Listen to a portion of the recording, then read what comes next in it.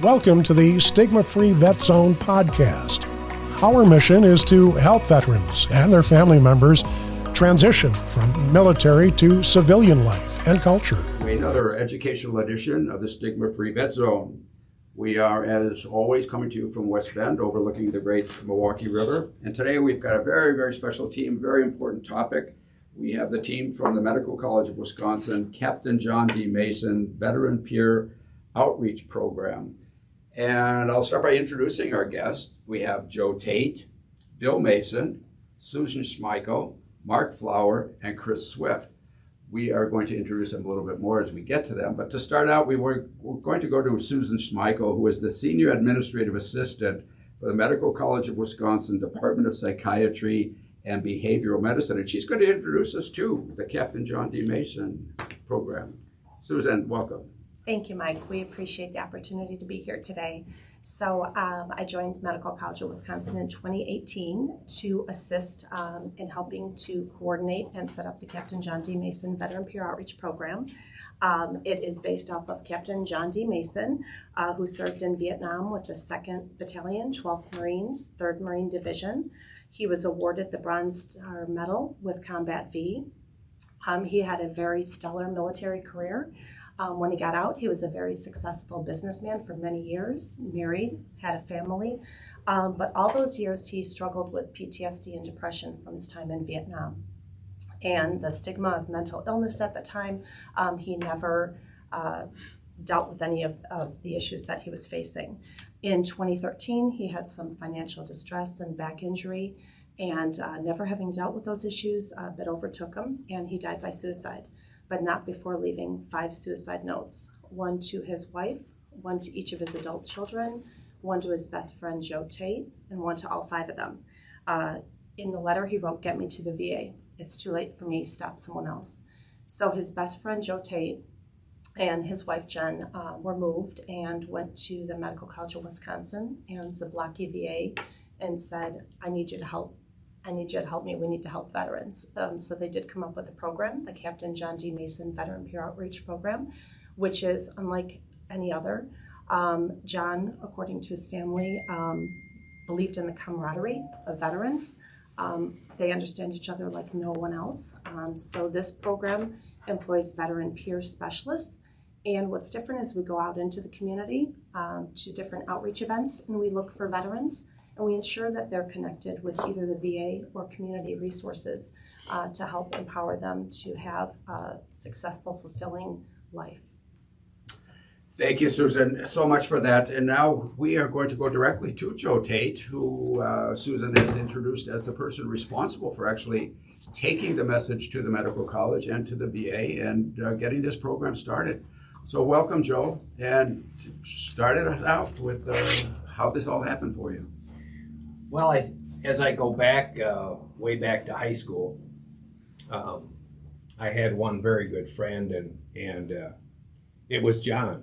And I did a video on it, and I mentioned that he was my best friend, and in fact he is. And I don't know how many really good friends anybody has, but I certainly had one because I knew for a fact that John would die for me.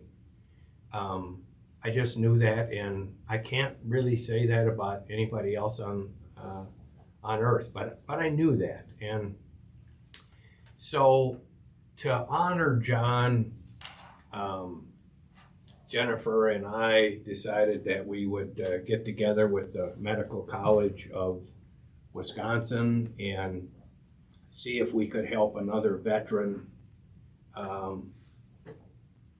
get through the problems that they had because John died by suicide about 8 years ago.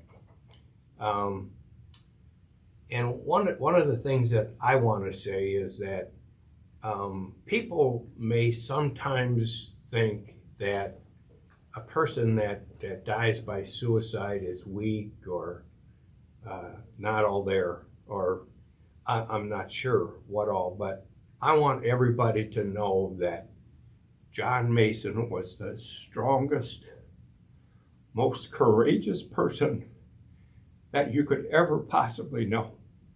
And that was John. So we started the program at the medical college, and that's all I've got to say for right now. Well, Joe, thank you very much for that. I'd like to ask you now, because I think this is probably going to be a very good place to add the written statement that you have as a video that you created. So if the audience would be patient with us, if you're okay with that, Joe, would this be a good time to read that in? Sure. So we're going to go ahead and do that. So this will be something technologically added, spliced into our presentation right now. So here we go with Joe Tate and reading his letter from John D. Mason, his best friend.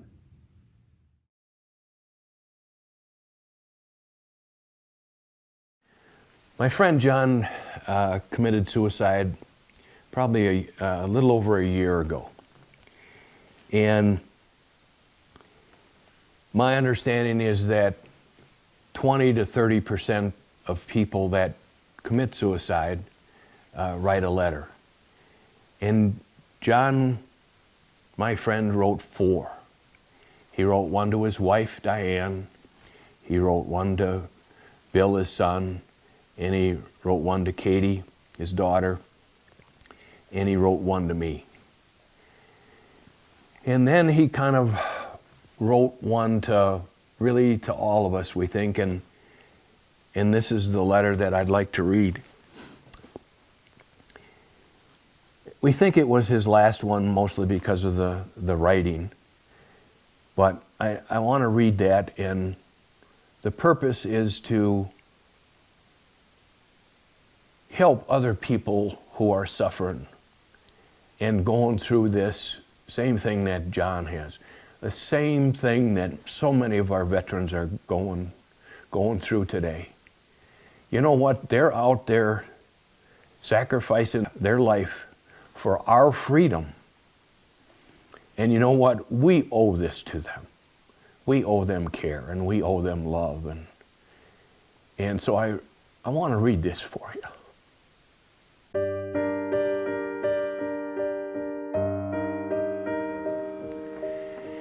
Dear Diane, take my body to the VA hospital in North Chicago.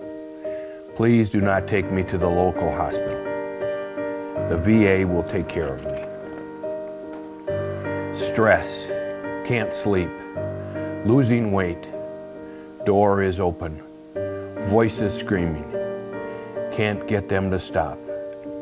Excruciating pain, please stop, Vietnam voices.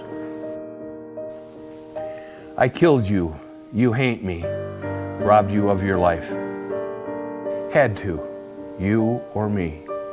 Joe, my beautiful, wonderful, precious friend. Sorry, can't finish job.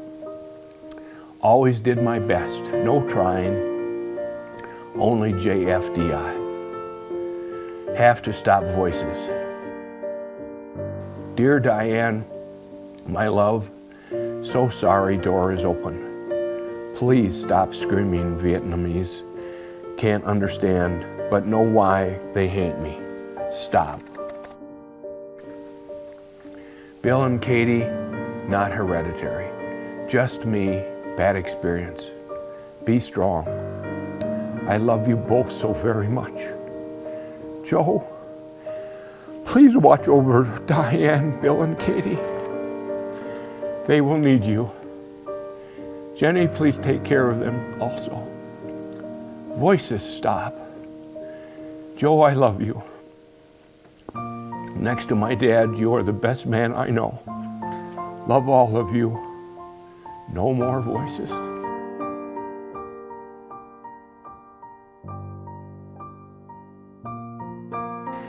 Get me to the VA so they can stop someone else. Too late for me.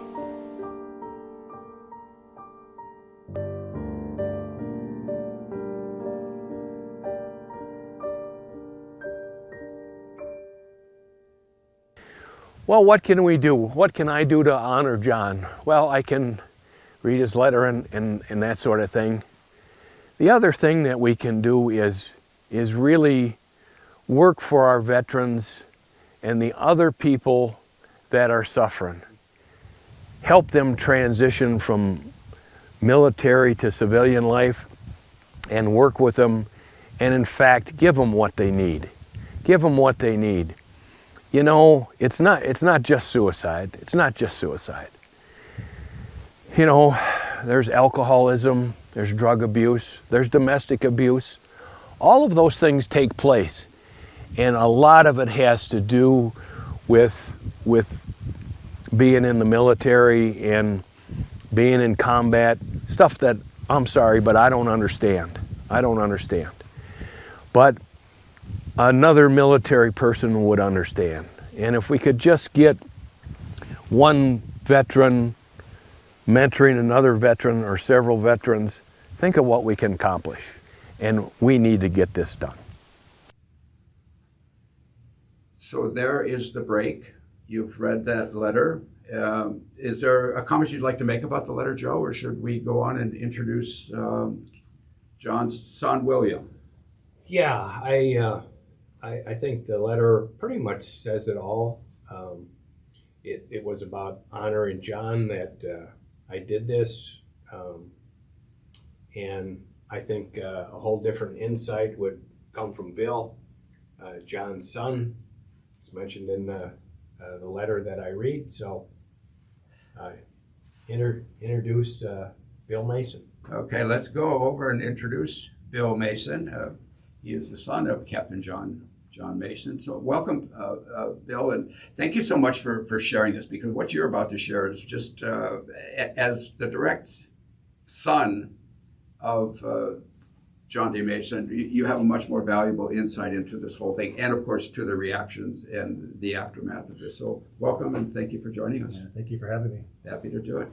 Take it away. Tell us. How do we even introduce the topic and get going on this? How did you react to this event?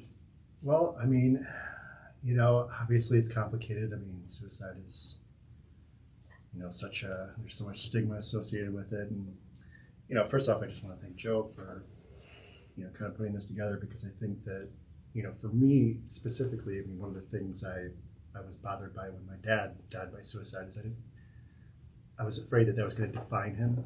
You know, it was like, oh, now this is what happened in his life. And I think, you know, this program is a way to, you know, kind of try to bring some positive out of that. And, you know, so I'm very happy about that. I know my family is, and, you know, we're just very grateful for that. And, you know, my dad was a great guy. I mean, you know, and, you know, his life was very multifaceted and everything. And, you know, he was a great dad.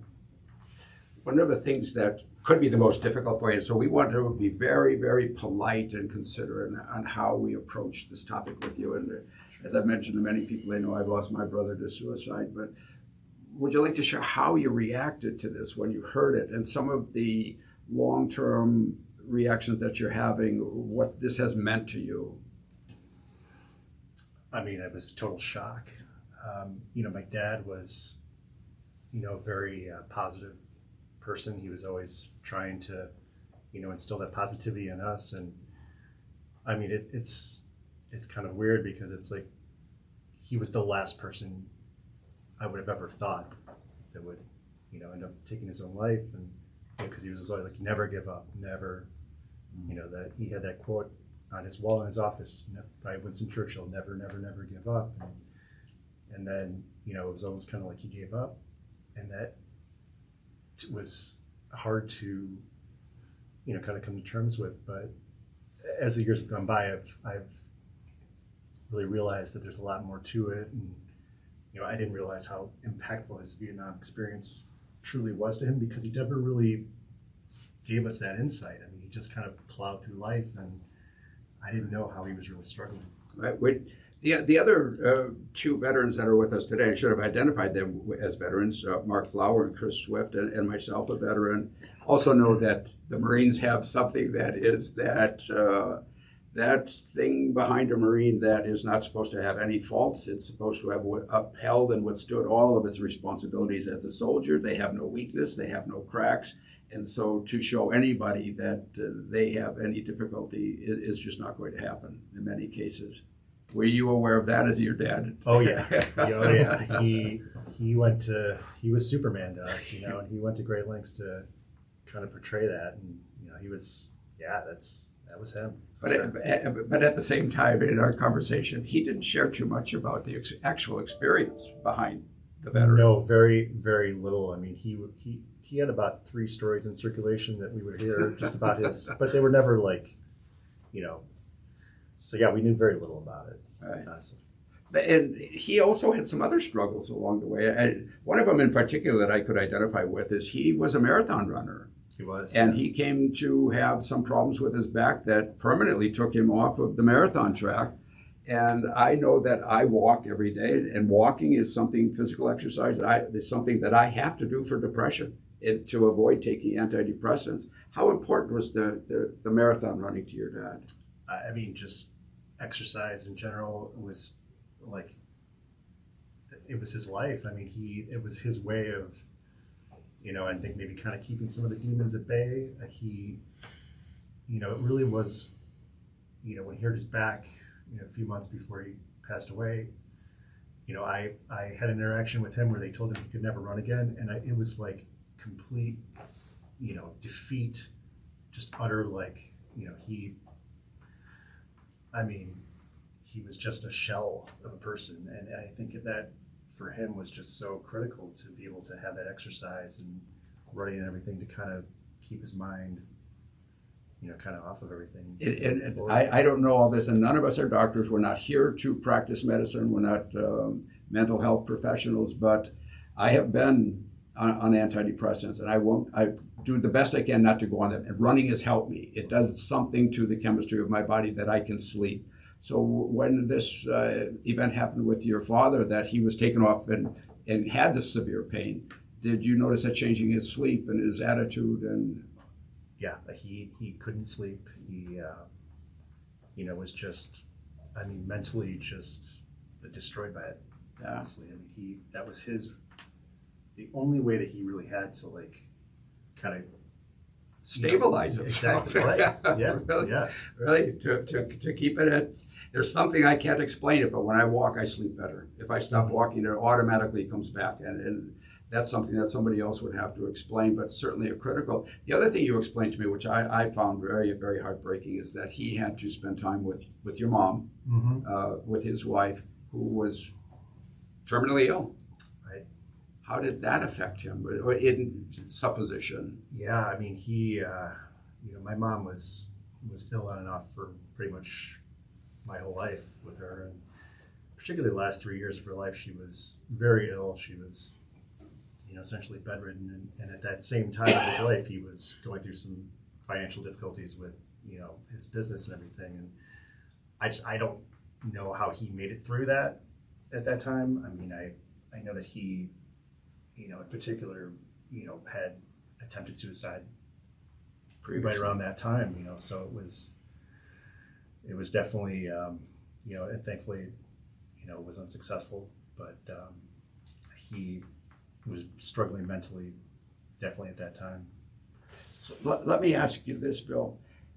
So now you've had this experience, your father's taken his own life. You have to adjust to this, but you also have all the social implications or voices or opinions on what suicide is, what are the stigmas, what are the feelings. How have you dealt with this? What is legitimate, what's illegitimate, what do you try to avoid? But how do you come down in your soul to really accept this the best you can without listening to, well, I'm a Catholic and you're not supposed to do this, which we had talked about. I'm Catholic, and all of the different social, I can't think of a better word than stigmas of taking your own life. How has that affected you?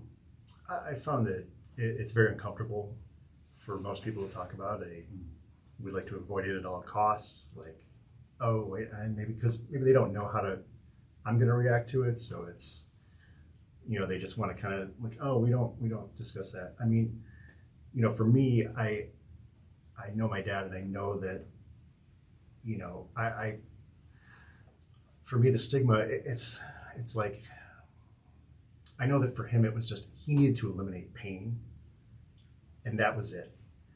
And like, he wouldn't have done this if he felt that there was like another way out for himself. But I just, the stigma's tough because it's out there, and I'm hoping that there's a way that we can, start to eliminate that. I would like you to say that sentence one more time. You know that it's out there, but? I know the stigma's out there, but I'm hoping that, we can eliminate it, because there's... Which is why we're all here today. I think probably the stigma is one of the most powerful things that we need to eliminate. And we're not going to go off on the stigma, but we have to stop and think, what is the stigma really doing for us to give us a healthy life? What is the stigma, that the voice inside of us that is actually improving our life? It doesn't. It's not there. It's keeping us from getting the help. It's keeping us, especially if we're on the level of Marines or soldiers in general, keeps us from going. But if you really think of the value of stigma, it has no real value except to keep you in harm and keep you feeling unhealthy and sick. But when you mentioned that your father was in pain, I'd like to ask one more question before we bring in Chris and Mark a little bit. It wasn't just physical pain. It wasn't just emotional pain. He had the combination. I mean, he was getting hit from all sides with this. Oh yeah, it was like an onslaught of just physical, mental, emotional pain from all directions. And I think that, for him, he was just looking to end. He didn't see a way out of it, and he was just looking to end that pain. Do you have other members of your family? How have they handled this? If you're willing to share, if not. I mean, I just think that, you just kind of try to adapt to it and the best that you can. And, I think everybody's handling it as well as you can. To bring you closer, I know in our family, when my brother John took his own life, brought us all a lot closer on that particular topic. We found, because we could avoid the stigma, we could avoid who cares what the world thinks, but we could get together with each other and really deal with in the love and affection for this person that we lost. Yeah, I would say that's a complicated question, because I think that, for me, it's like, I call it the wake of suicide. There's a wake left behind, and there's consequences to that. I mean, not everybody, kind of views it, in terms of like, oh, we're going to rally around this. I mean, it's just, it's difficult for everybody to kind of come to terms with it. And, it's been complicated for me and, my family. So it's tough. Yeah. It really is. Well, we're certainly grateful that you're coming to join us, because to tell you the truth, with Chris and Mark and a lot of us who are working in peer support, to understand from the person who's actually experienced it is so valuable to us and to the work that they're doing. So let's bring in Chris Swift. Chris is an Iraq and Afghanistan veteran. He was a combat medic, 3 tours in Iraq and 1 in Afghanistan. And he is very, very engaged in the community for the topics that are related to the transition of veterans, soldiers moving into civilian life. And he has had his share of struggles to get there, so he speaks with great experience. Welcome, Chris. Come on. Oh, thanks, Mike. Thanks for having me. Pleasure to be here. This is an awesome opportunity for us to not only get the program out there, but to talk about stigma of death by suicide, which is one of the largest issues that we are having in the veteran community. I want to thank Mr. Tate and Mr. Mason for both being here and sharing their story, because there's nothing more powerful than seeing the human factor of what it has done to families, friends, well, in this case, best friend, basically a brother, and then son. We can't sit here, if we've never experienced this, we can't get it out and be as powerful and as impactful as what you guys are going to be able to do with this scenario. We can sit here and talk and listen to everybody all day, but until somebody with that experience comes in, it's very, very powerful. Where we can get in, we get the commonality being with the veteran community, being veterans ourselves. We have that rapport automatically built in and everything. So we are lucky from that respect. Also, I think it's very important that you guys are here to do it so nobody else has to go through what you've gone through. That is a level of sacrifice that in the military, we have the Army values. So Mike, Mark, and I, we follow the Army values, selfless service being one of them, and that's what you guys are doing now. We don't quite have that Marine hoorah rah, but no matter what, we love our Marines, we love our Navy, we love our Air Force and our Coast Guard. That's one of the best things about the military is the camaraderie. We talked a little earlier about camaraderie and how special that is, and just you have that the veteran community has that instantaneous camaraderie because, oh, you were in the Air Force, oh, you were in the Coast Guard, you were in the Navy, you were in the Army, you were in the Marines. We can sit there in a room and just talk about each other, like all these backhanded compliments, just all this stuff to just razz each other. But once somebody else tries to come into that circle and tries to say something to anyone, now you'll see what the brotherhood and sisterhood is. And being part of this program gives us the opportunity to be out and talk to veterans and see if veterans are having these issues. And then when you guys talk about things that have happened and things that you saw and that you're able to identify with, that gives us another pair of eyes that we can look forward, that we can look through when we're going forward, because you, Bill, you said that your father was the strongest man, he was Superman to you. And you didn't think that anything would have been able to take him down like that. But it's, knowing people that have gone through this situation and stuff like that. I mean, Marines just in general are it's not even stubborn. Like stubborn is one level. They are like 3 levels above that. Invincible. Like invincible is still being light on it, And, when we can remove the stigma where people don't have to live up to this unrealistic life, like you were a Marine, you did some crazy wild stuff, and then you come home, you don't have to live. You don't have to be that rock all the time.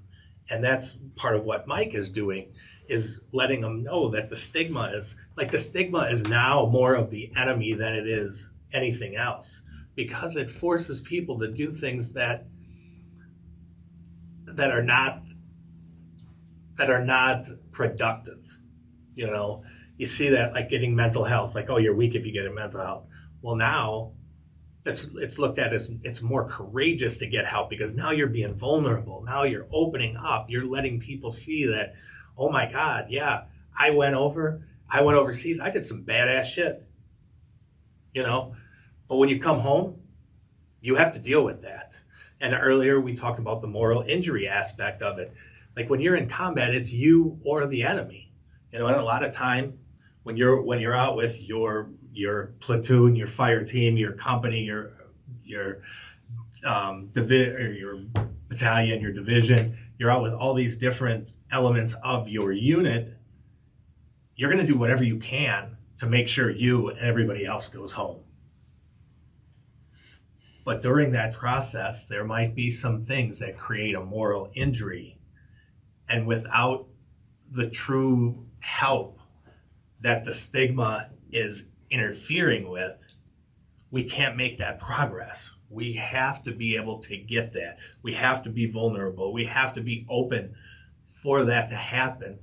And with you all coming on and sharing this, hopefully somebody hears that and goes, you know what? Maybe I will. And for those of you that think that there's going to be the magic witch doctor in there that's going to talk to you for 15 minutes, throw some pixie dust on you and tell you to take Motrin and go home, you're not going to be cured like that. It's a process. But one of the things is that, when you start feeling the feelings and the emotions, you stop numbing them. The bad feelings suck. They do. There's nothing you can do about them. But the good feelings are so much better that you you can hold on to those and you can see others. Another thing about the veteran community, when others are making progress, people, it's like watching a sporting event, and you're out there and you're wearing the apparel of your team, and your team just did something. So another veteran or another person in general is making progress. They're being vulnerable. They're being open. They're doing treatment. They're making the steps necessary to get better. And then bam, it's happening, and you're watching it unfold in front of your eyes. You know, these are some of the things that are going to help people experience that. And when you walk down the street, you could walk right next to somebody that you affected and just not know it. And the fact that you're willing to do that and be that selfless in this process says a lot about your character. You know, they talk about the Travis Manion Foundation on the radio, and one of the best things that they say is character is invisible until it's not. This is one of those things that's showing true character, and it's giving others an opportunity, and it's a roadmap to follow and to hopefully get the help that they need.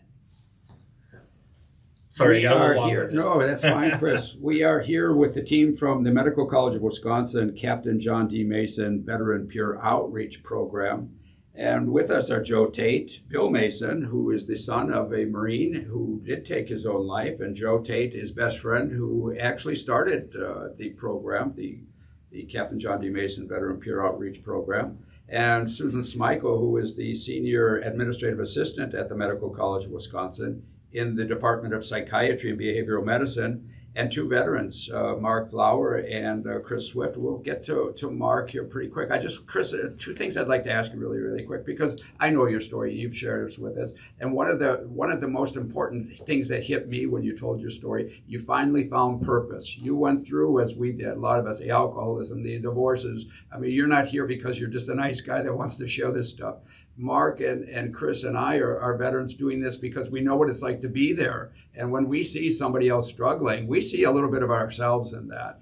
And the thing that always struck me when I came home, if somebody would have said, you've had experiences that you did not expect or understand, let's educate you so that you learn how to resolve these things. Well, the first thing they do is they come to a soldier and say, you've got mental health issues. Well, you already shut the door on me going to get help because the stigma is there. If we would just look at this, if you've experienced something in any other part of your life, your car breaks down, you don't say, well, there's a stigma against having my car fixed. You find the answers to it. You go out and you educate yourself. And that's the premise for what we're doing with the podcast, is getting away from the stigma of I don't even like using the term PTSD, and getting to the logic of let's find answers for these reactions that I have not had. But tell me, Chris, share with me, it's hard to be long-winded about that, but I'm passionate about it. This idea of you found passion, and that's what you're looking for in the John D. Mason. When you're reaching out to these veterans or whoever it might be in the community who are struggling, give them some hope that there is this purpose out there again. Well, one of the things is, you said the word hope. Now, in general, everybody out there who has hope is doing everything they can to maintain that, to keep that hope, keep hope alive, be able to, I hope that I get a better place in life. I hope that I can provide better for my family, or I hope I can, whatever that hope is. Once you take that away and you eliminate it, you just kind of defeat somebody to a point of almost no return. Also, I think that dealing with veterans and sharing my story, I'm recovering alcoholic. I was a guy who couldn't drink. I was a guy who couldn't stop drinking. Like, I drank because I was happy. I drank because I was sad. I drank because I didn't want to think about things. I drank things because I did want to think about things. But I used it as a numbing defense mechanism where I didn't have to deal with it. And it's not the same for everybody. But when you realize that getting into so much trouble and causing myself more harm, like going over to Iraq and Afghanistan, they say we're defending the freedoms back here. And then I come back home and I do everything I can to lose all my freedoms. So it's kind of a defeating purpose, defeating purpose, what I was doing. And then, finding programs like this where it's veterans helping veterans and peer support. These are things that other veteran friends that I have talked to, I can tell at least 10 people since I've been part of this program that had become peer support specialist. And I wouldn't have known it until then. Mark brought it up to, Mark talked about it to me more when I got into the program, because I got 3 DUIs. I had to go to inpatient rehab at the VA, and then I did 7 months in jail in Ozaukee County. And then I got hired on this position. And then when I got to meet, I knew it was peer support, but I didn't know what peer support was. So Mark educated me on that. And then over time, Susan was like, hey, we got a peer support program coming in. You want to go take the class? And then that's how I did it. And then I shared that with other people, and helping others, like the veteran community is, they want to take care of each other.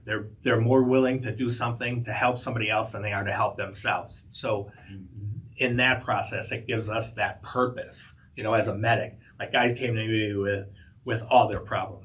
Some of their problems I could have done without, but for the most part, they come to you for everything. Like, you are the psychiatrist, you are the priest, you're the brother, the sister, the mother, the father, you're everything.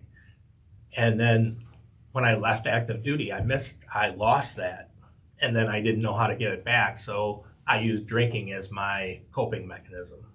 But with the peer support, it gives us an immediate rapport because we were veterans.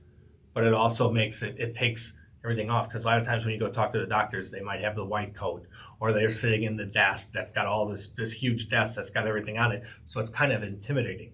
As tough as you think veterans might be, deep down, we're vulnerable. We're not Rambo. Like, too many people are like, oh, you're in the military? You must be Rambo. I wish, but it's not always like that. So if we can find ways, and I think peer support is one of the best ways that we can. And programs like this, that bad things happen and then good things come out of it.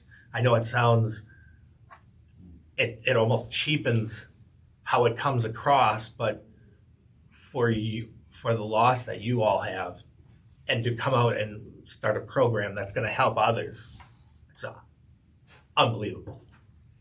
Well, let's bring in this guy named Mark Flower, who introduced you to peer support, and honored to have you with us, Mark Flower. Mark Flower served in the Army, and I always get this wrong because I know he served in tanks. I know he served in a couple of other. So I'll do that part for you. Thank you, Mark. Enlisted in the Army in '76, and then was in the infantry. Got out of done playing infantry, went into tanks, and did that for about 10 years. So 19 Echo armor back in the day when it was 19 Echo, and then ended my career as a medic. 91 Bravo, because I think it's different now, but back in the day when it was still a 91 Bravo. Well, they change their MOS numbers all the time. Yeah, let me add that Mark is very, very active in the veteran community problem. Also, all of the activities he had is in some way related to improving the health care or health of veterans, either psychologically, physically, many, many different ways. But he also has had his struggles in transition from military to civilian life, which qualify him to be in this conversation. So, Mark, you have been here. You've listened to Joe. You've listened to Bill. Tell us something that you've gotten out of this and how the John D. Mason will help improve what we've experienced today. Wow. Do you hear me? I can hear you. Okay. Yeah, you're fine. I want to thank you both first. Joe, thank you. Bill, thank you. Because veteran suicide in general is a thing with me, but veteran suicide is special in my heart because there are a lot of my brothers and sisters, unfortunately, 20 a day. Actually, I think it's higher, but we'll go with the VA stats, 20 a day. Of our brothers and sisters that die every day by suicide. It's a prevalent problem. And to me, I had my journeys of idolation and my own personal journey in that aspect, and I'm a veteran in recovery. A few different little maladies that I'm trying to recover from even today.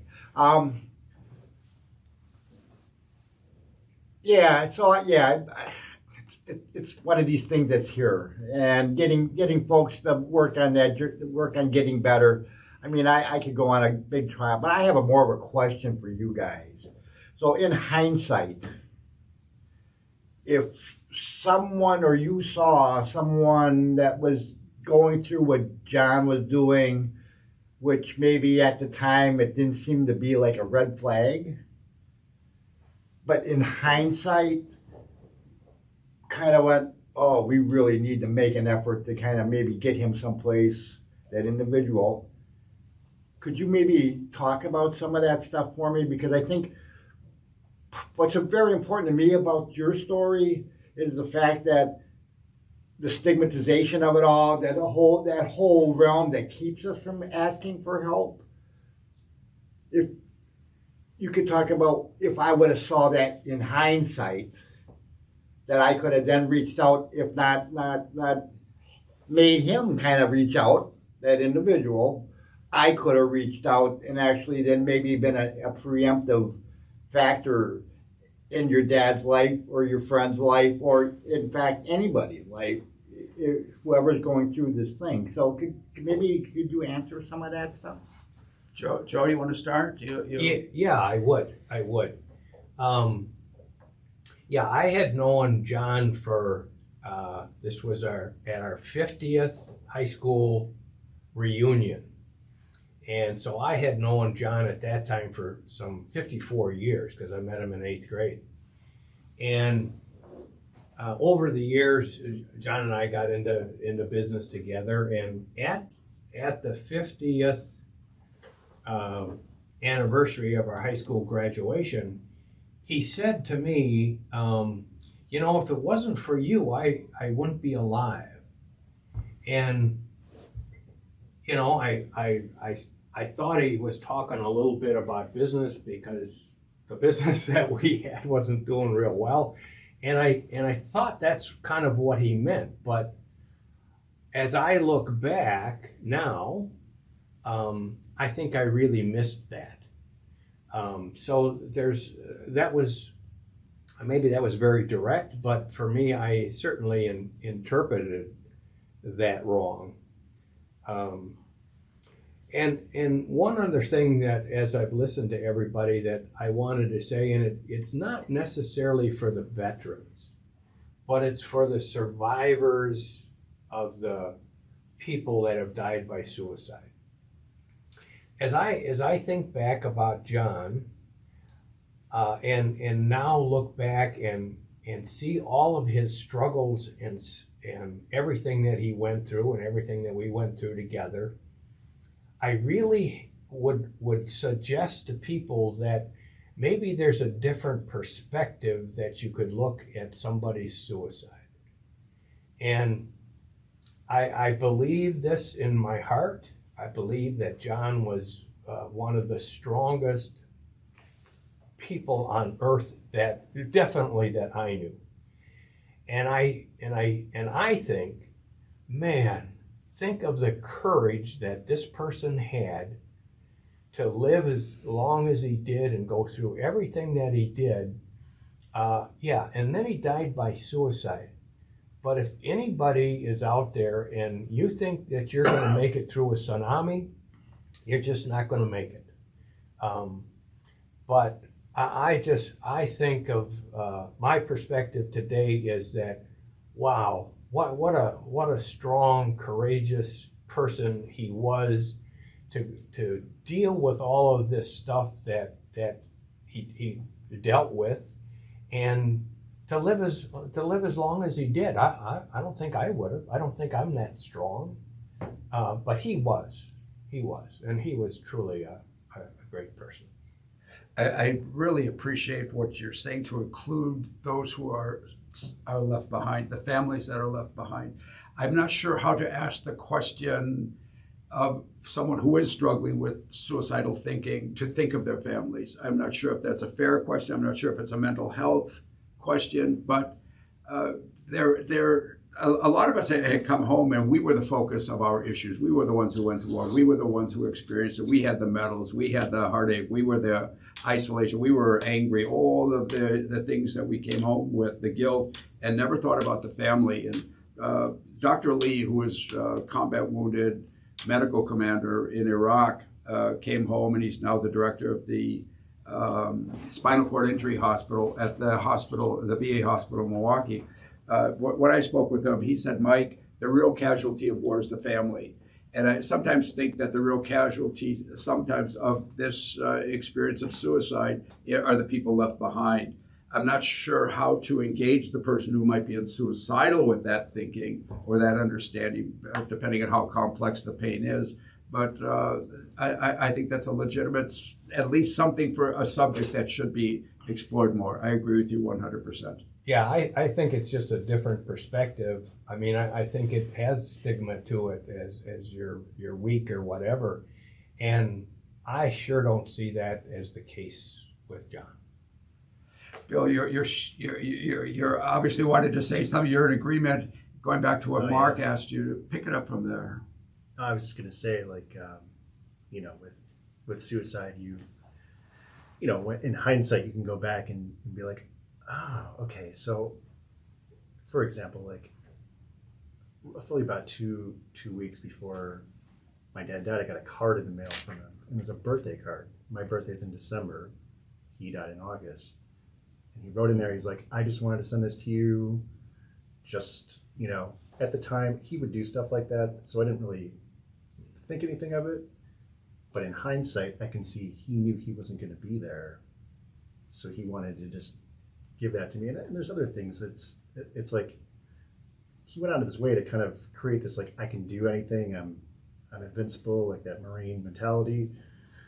So it was tough for us to kind of pick through that, with his. But at the same time, and I've experienced that with my family, we're not thinking of the person as at the time as taking their own life. So it's nice we can go back and look where there are signs. For example, my brother started giving things away, his personal things. He was giving away necklaces that he wore and his watch and all these other things. I never associated that with the fact that he would do something as dramatic as he had done.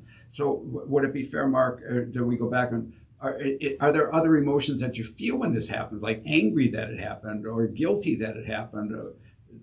That you could have done something, you didn't do something. Why did he do it?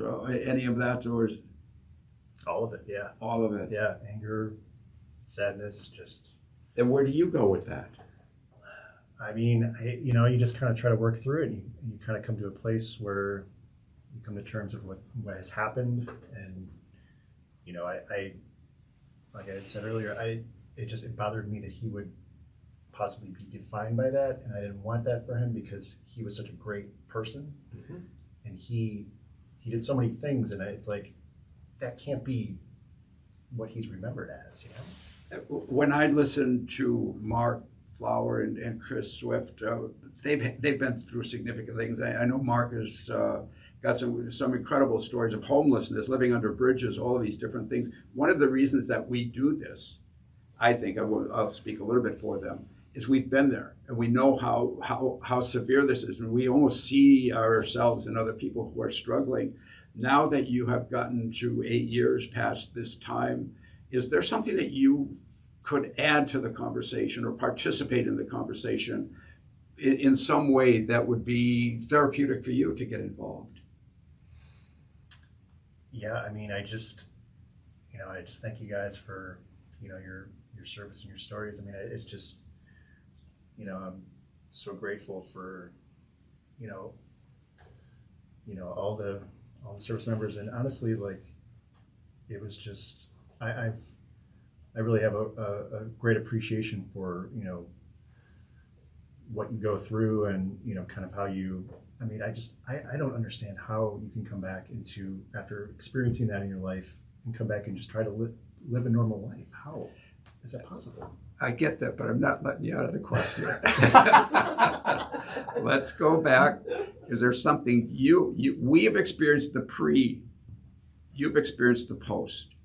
In that, engaging family members who have experienced something similar. As veterans come to us as peers because we've had similar experiences. You're now the veteran peer in this experience. Is there something that you could offer, would offer? Would you like to learn how to offer, to get involved in that conversation so that people who don't go through or who do go through something similar don't have to have the severe effects that you've had?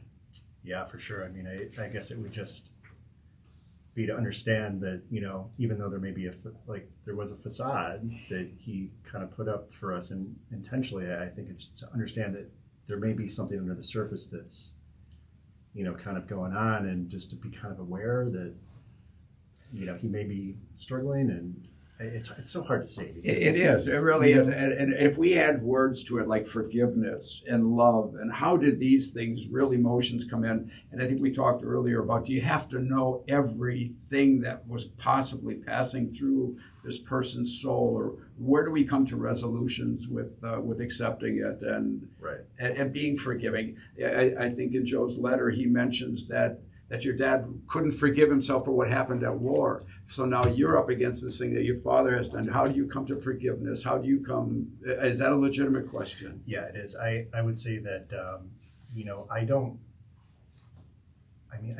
think of him as how he ended his life. I don't, you know, and it took a long time because obviously there's, you know, a lot of people left behind, and, you know, the effects that creates and everything. I think of his life and who he was, and that's how I remember him. And it took a long time to get to that, because I was very angry at him. I felt very sad for him. All of it. You know, you kind of cycle through, and Guilty? Any guilt? Guilt? Guilt, yeah, for sure. I mean, you know, what could I have done differently? I mean, how could I have, you know, how could we not see this? I mean, he was clearly struggling, and how was he allowed to get to this point, you know? Kind of like you went through the cycle, or the grieving process, because everything that you talked about right there was that grieving process of trying to figure out why. And so I think what Mike is, so what did you have to do anything in that process? Here's my question. In the grieving process that you kind of were going through, did you need help going through any of that, or did you just kind of work through it on your own? I guess it's maybe my question, because I know some folks need help working through the grieving process. Yeah, some folks don't really need help going through the grieving process. So, so is there anything that you needed to do, or even maybe Joe, because I know, Joe, you grieved John. And so through that process of working through that, did you at all go get any help? Or were you just able to kind of work through that process to where you were able then to, okay, I get it. Relax. Yeah, I've definitely been in therapy for, you know, for all of it, and it's honestly, you know, fortunately I have a wife who's a great listener, so she allows me to kind of you know, work through all that. But, you know, it just takes time, and to, you know, and when the dust settles, you kind of say, okay, what is this? What happened here? You know, and it's so tough. It really, it's just such a tough process. But continue with that thinking of Mark's thinking there.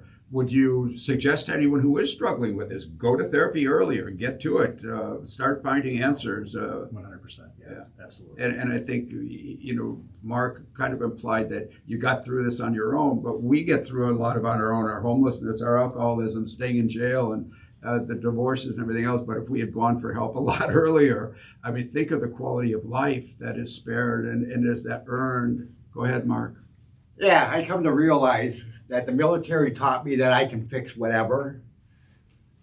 But all it taught, really, in my reality of my life, it taught me how to destroy myself.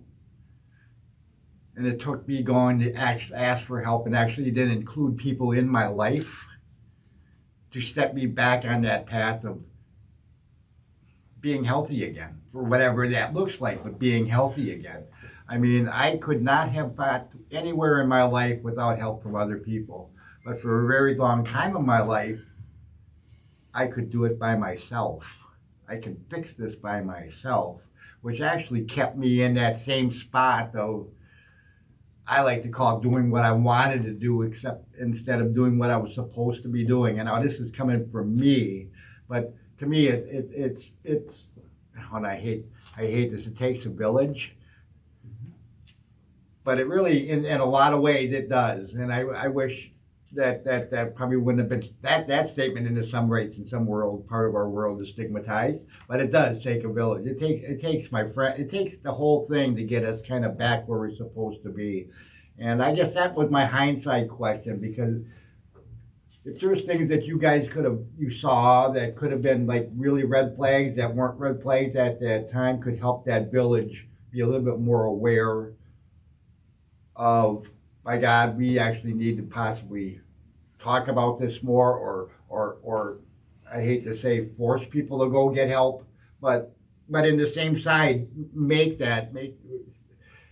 because I wish there was times in my life I wish people saw warning signs in me. Gratefully, some of them did, and I had some people, even though that's the last thing I wanted to hear, that helped me. And so a lot of us with the stigmatization in my mind of, especially of suicide, and there's many reasons of stigmatization. I mean, militarily, it's you're weak. Religiously, you're not going to heaven in some cases, depending on the religion. That whole gambit of why people don't get help, but yet in the same side, going back to earlier in what Mike was saying, and I think even you guys are saying, was that, that keeps me from getting help, that stigmatization, and anything that we can do to break down that stigmatization. Because I know Joe was an awesome guy. I didn't know Joe, but I know he was an awesome guy. I can tell by you, I can tell by Joe, I can tell by your family that I have met that he was an awesome guy.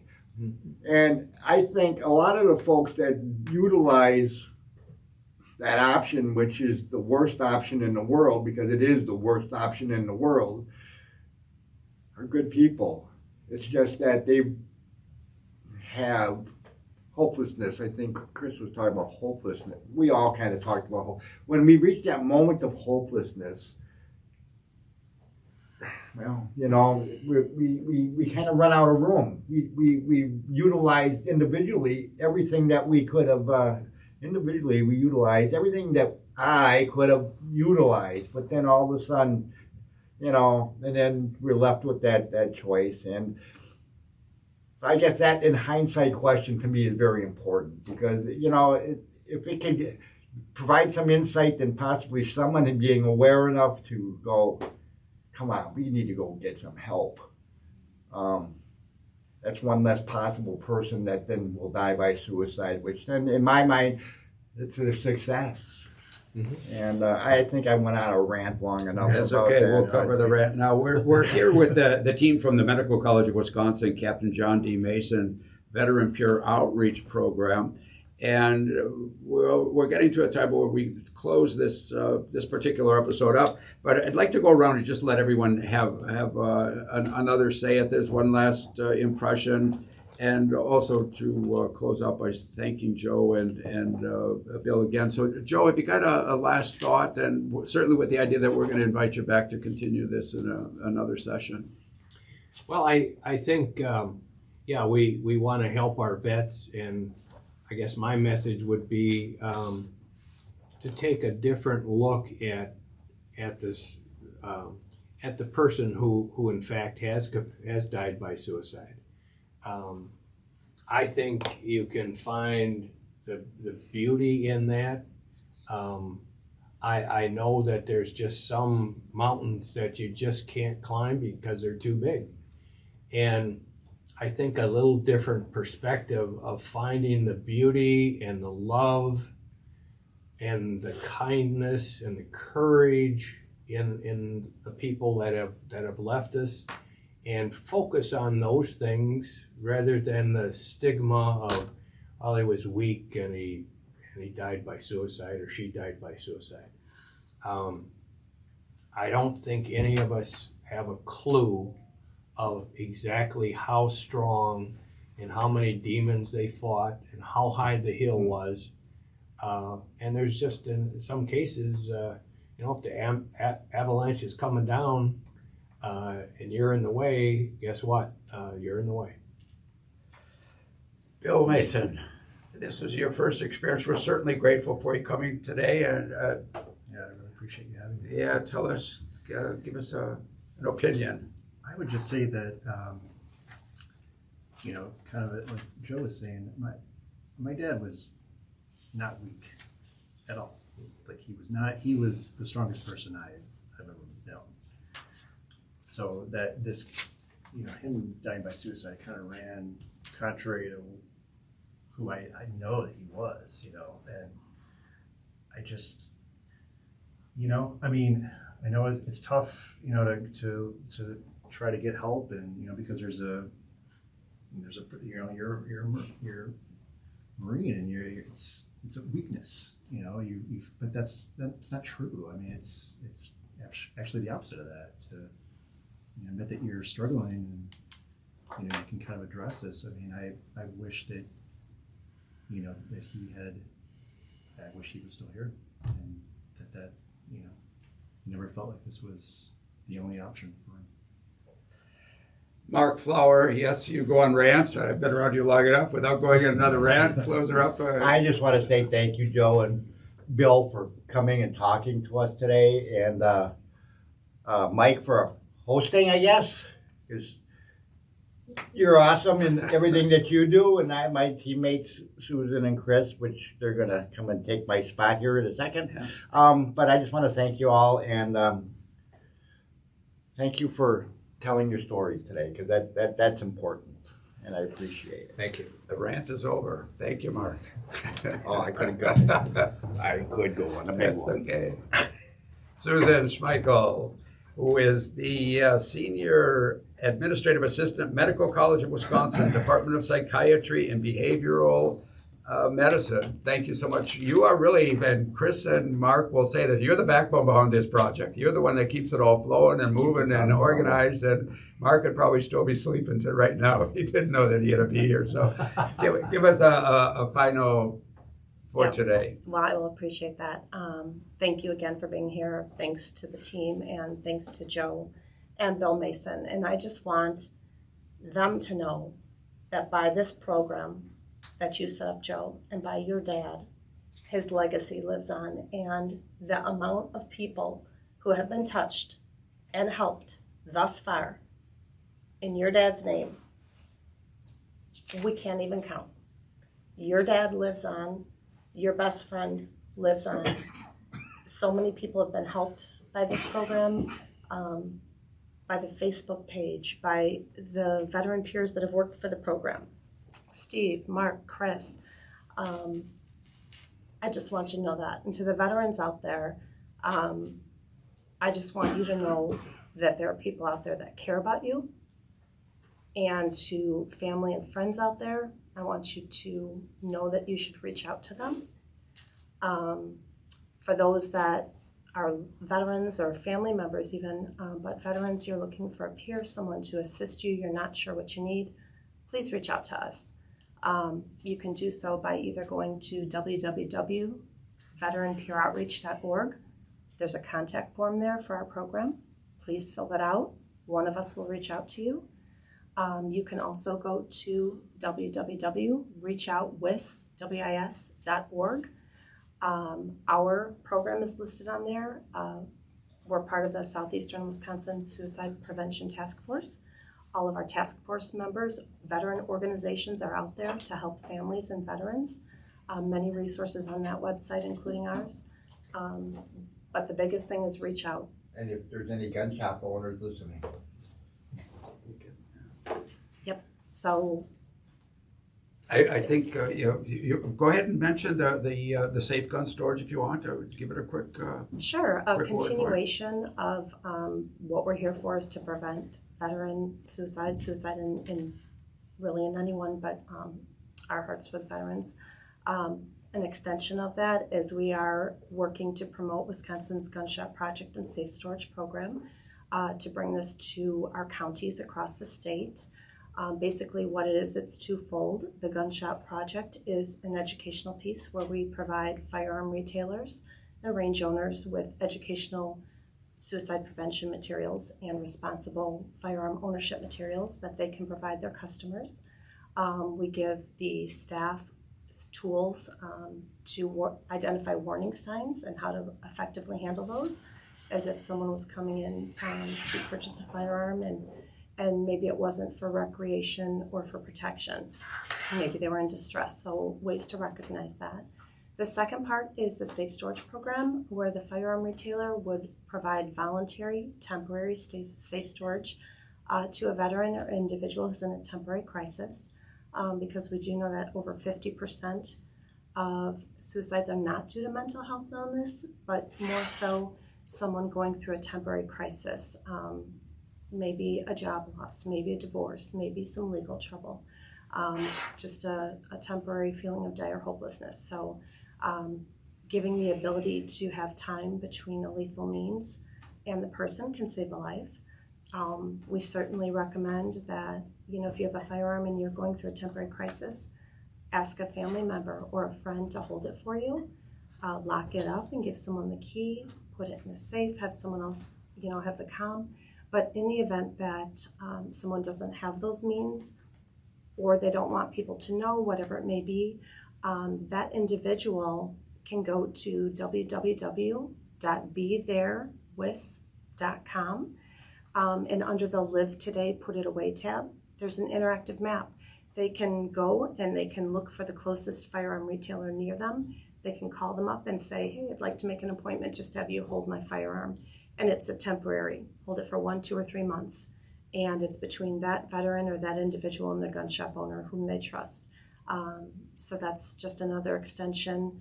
And then, once they're ready, they can come and pick up their firearm. But it just gives that time. So just another facet to suicide prevention. So give us that site one more time. Sure, it's www.betherewis.com. And just go under the Live Today, Put It Away tab. Thank you so much. Excellent information. Chris Swift, if you want to include a resource for us, I'm certainly more than welcome to do that as well. One of the resources in the time that we did our podcast for the Captain John D. Mason program, we had a gentleman named Matt McConnell came on with the Next 18. So it just, for veterans who golf, for veterans who don't golf, they have a program set up that allows individuals to get lessons from a PGA professional. They do that for 3 days, and then they go play a course.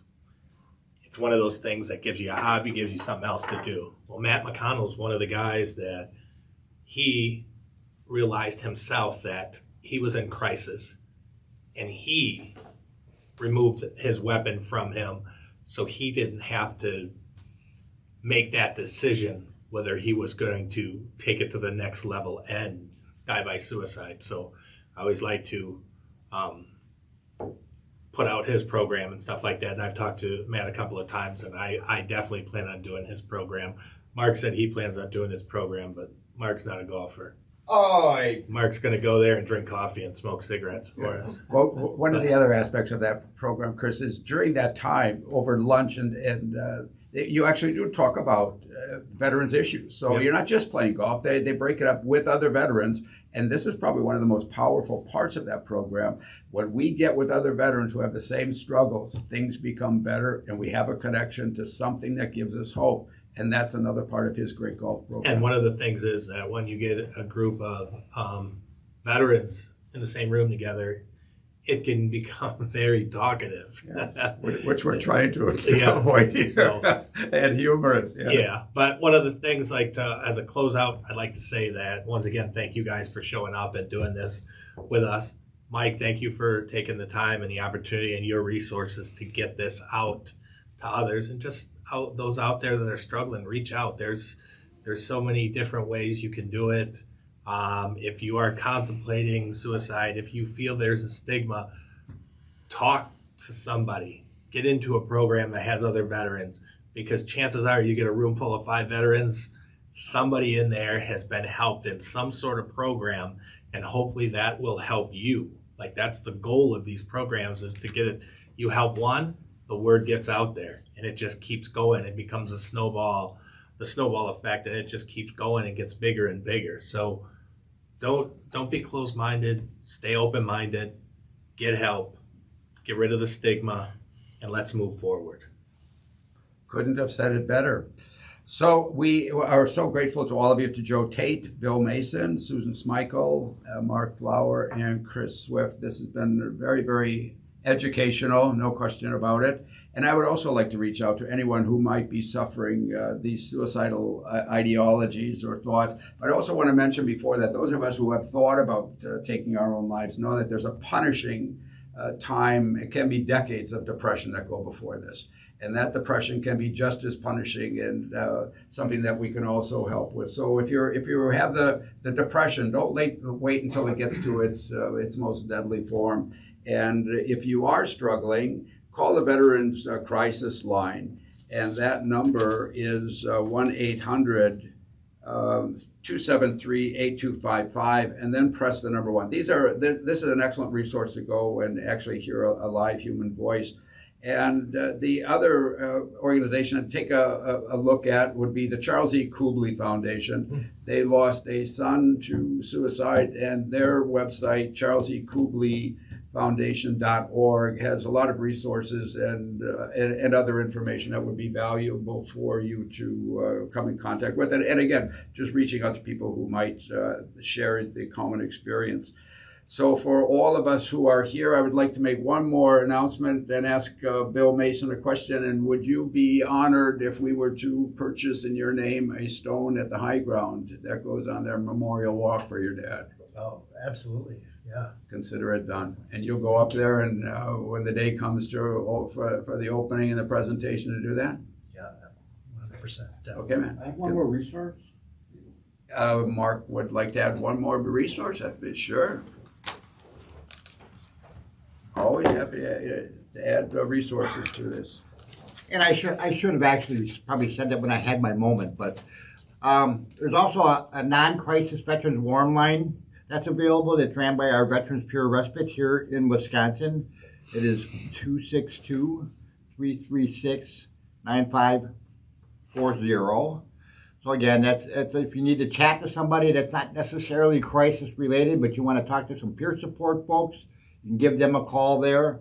And also, don't forget, you can actually then reach out if you need our Veteran Pure Respite. That's also part of, if you need like a 7-day respite, life is just getting a little bit overwhelming and you kind of need to take a break, you can call them. No discharge, the veteran is a veteran is a veteran. It does not matter discharge status, doesn't matter if you go to see the VA or utilize the VA or whatever. You just need to be a veteran and living in the state of Wisconsin, and you can go spend up to 7 days in a pretty nice facility. It's actually a pretty nice facility. Not only do they have a pool, of course it's December and a pool probably don't matter too much, but in the summertime you go swimming if you need to. They got a nice gym. It's a nice facility, and it's really good for kind of taking that respite. And you can also call the warm line 262-336-9540 and also refer to or ask them about the actual participating or staying at the respite. So another side. Mark, it's going to be real helpful if you give the name of the respite and how to contact. Our house. Yeah. Yeah, thank you, Mike. I'm getting, I am. And do they have a phone number? I just gave the phone number. So not only can you utilize the talk to a Pure Respite warm phone number, but you can also call that to actually inquire about the R&R House's respite, the facility there, and the stay that you may want to. Okay. But it's got to be, you got to make the call. No one else can make the call for you. Okay. Well, thank you for that. And we'd also like to let people know that this is the year that the Be There Wisconsin is going to make an assault on suicide in the state of Wisconsin. And if you want to check out their resource at reachoutwis.org, as was mentioned before, get more information on that and participate in any way you can. You don't have to actually be in danger, but if you're concerned, you're a family member, you have something to say, you want to participate, get involved, contact those people. And lastly, we would like to thank the Medical College of Wisconsin, not just for what they're doing on this particular program, but for all the different programs that they're involved with to improve the health care of veterans and military families. So For all of us, for co-host Bob Host, I'm Mike Orban. Thank you for joining us. And remember, this is educational, not stigmatizing.